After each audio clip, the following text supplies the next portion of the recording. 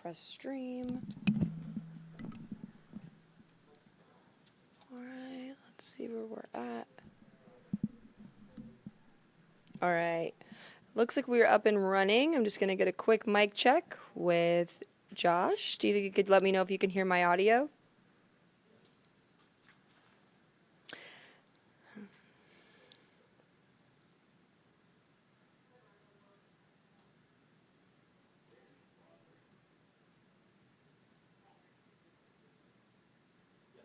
All right, we're good to go. Good evening, everyone, and thank you so much for joining me on the First Alert Desk. My name is Tori Cooper. I'd like to welcome you in here for our quick update on some of the stories that we've been following from overnight, this afternoon, and into this evening, and some of the stories that we felt were the best to share with you tonight during this update. So the main story that's really top of mind for everyone is this apartment fire that took place in DeKalb County this afternoon. And we have crews right now on scene working to get more information on what happened. But the worst part about this is that unfortunately someone lost their life at this fire in this apartment complex. Let me show you some video really quick from that scene. You can see the heavy plume of smoke just filling the air. The roof is completely gone. This is when the flames were still blazing out of control. Luckily, fire crews did manage to put out the blaze, but there were a number of people injured in this fire. We're told at least 6 people were injured. 4 of them were taken to the hospital, and there may be more injuries that have not yet been reported. And hopefully no one else lost their life in this fire. We have our Atlanta News First reporter, Blake Devine, there right now trying to gather some more information. We were able to look back into our archives and also confirm that this is not the first time that there has been an apartment fire at this specific complex. It had a different name previously, but we have been out at this apartment complex before for a similar situation. So just dramatic video, horrible outcome, and certainly our hearts go out to the family that's grieving that loss tonight after what happened here. So that's our main top story that we're staying on tonight. We thought about possibly doing team coverage on that just because there's a lot of different angles you can take on that, and especially trying to track down the family members of the person who unfortunately lost their life in that fire was another avenue that we were also seeking, but we figured one reporter could handle that. So that is one of our top stories this evening. Also, I want to draw your attention to another story that I saw come through our email, and I said, look, this is our job as the news. We have to get this type of information out as soon as possible. Police here in Atlanta are asking for your help tracking down a critically missing teen. Let me show you a picture of her. Her name is Destiny Desire, and this is a picture of her.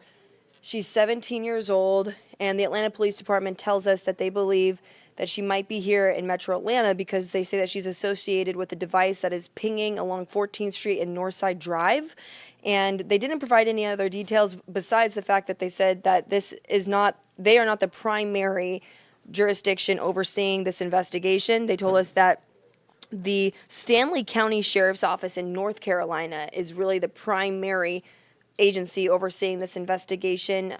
I imagine that would be that she has ties in North Carolina, and somehow she's now believed to be here, and that's why they're asking for the Atlanta Police Department to assist, and of course our local community to try to see if you see her around, if you see her in Midtown. Please contact police as soon as you can. Again, this is a picture of Destiny Desire, 17 years old, critically missing tonight. If you have any information, contact police.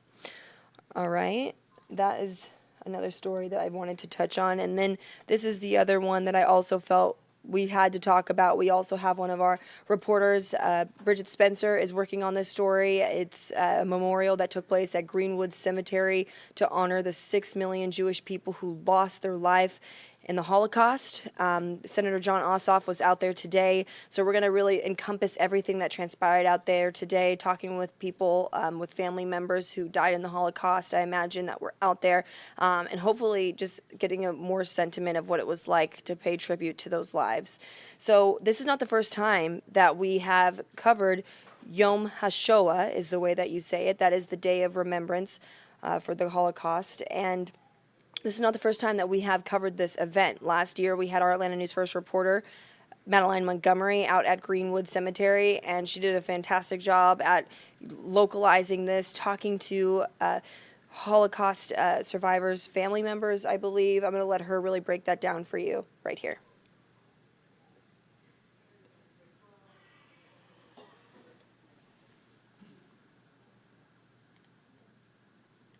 These are just some of the names of the 6 million people killed by Nazis simply because they're Jewish, and there's a rise of anti-Semitism again here in the United States and right here in Georgia. But one Holocaust survivor tells me that she still has hope. People are good.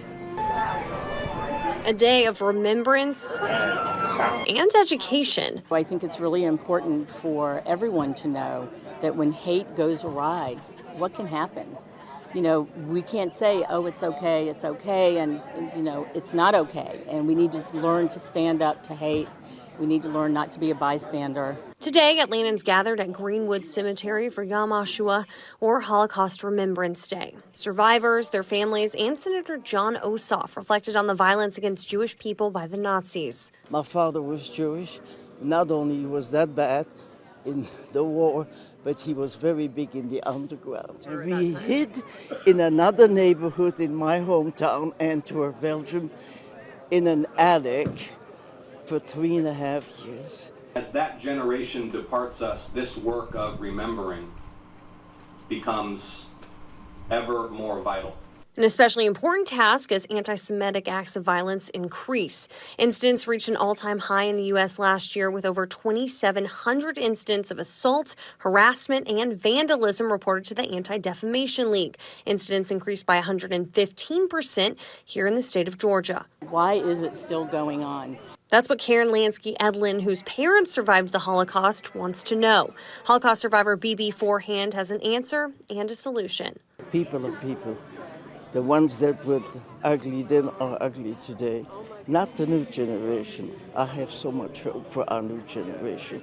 And that positivity is despite the evil Forehand has seen firsthand against her family during World War II. Nobody came back. Not one person. Senator Ossoff also lost many family members to the hands of Nazis and made a vow during his speech at the ceremony. Humanity resolved never again to let those events repeat themselves. But how do you stop history from repeating itself? Educate, educate, educate. We have to keep telling the stories of what happened here. I do believe that people are good, basically. Yeah, we got rotten apples. We do, we throw that out. But we have to keep hope. This was the 57th year Atlantans have had a community memorial for the Holocaust victims. The last 2 years could not be in person because of the pandemic. Reporting in Atlanta, Madeline Montgomery, CBS 46 News.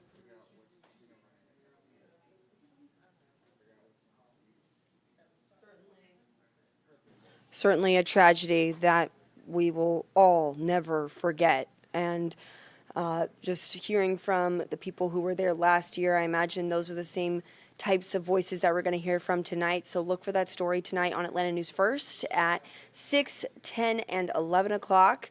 And we'll share with you any new details that we get. It does look like we have some people.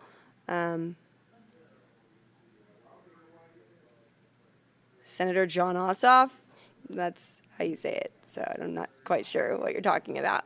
Will Brock, but okay.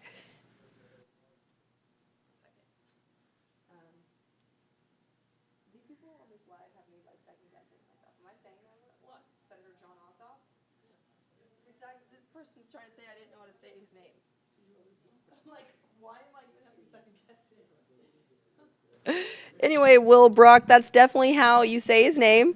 And thanks for tuning in.